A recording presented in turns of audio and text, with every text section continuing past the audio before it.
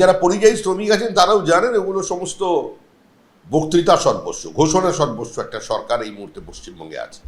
মানুষ যাচ্ছে কেন? 40 লক্ষ পরিযায়ী শ্রমিক কেন? কেন বেঙ্গালুরু শহরের দ্বিতীয় কথ্য ভাষা বাংলা? কেন আজকে গোটা পশ্চিমবঙ্গ একটা বৃদ্ধাশ্রমে পরিণত হয়েছে?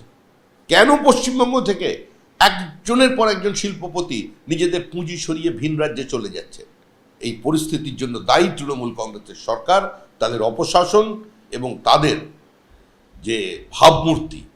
মানুষ এটা জানে যে তৃণমূল কংগ্রেস যে প্রাতিষ্ঠানিক লুট, প্রাতিষ্ঠানিক দুর্নীতি, তার মধ্যে দিয়ে গোটা সমাজকে একটা খোলা বাজার বানিয়ে দিয়েছে।